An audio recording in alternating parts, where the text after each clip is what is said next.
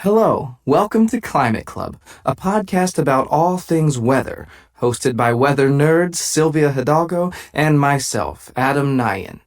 In this episode, we're discussing the effects of Hurricane Katrina, the terrible storm that hit the southern United States in 2005, and what we can do better next time.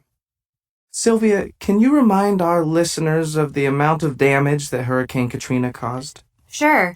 About 2,000 people died because of the storm, and a huge number of people were displaced, which means their homes were destroyed and they had nowhere to live. We think up to 1 million people living in New Orleans lost their homes because of Katrina. Yeah, that number is very high for an event that lasted only a few days. War and long-term climate changes can cause people to move, but it's rare for so many people to have to move for a single storm.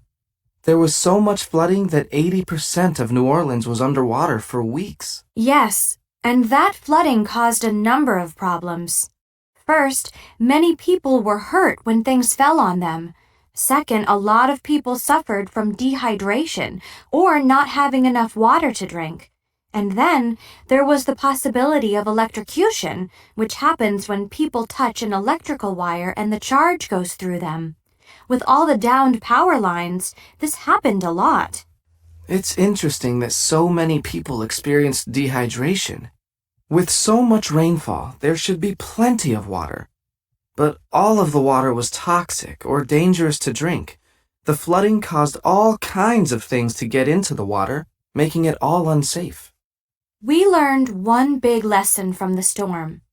Everyone needs to be ready for these kinds of storms. The weather forecasts weren't quite right.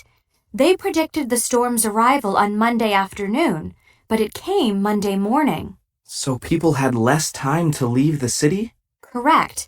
Not only that, only about 20% of the people in New Orleans had a car. Without a car, you can't drive away. You need buses or trains or something. 300,000 people couldn't leave. So, cities can plan better for the next really big storm. Several things will help.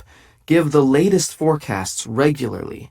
Use social media to spread the news. Arrange for buses or other forms of transportation to get people out if they need to leave. And people need to plan too. They can't wait for the government to do everything. If the storm is dangerous, people need to leave. They also need to have water and other supplies.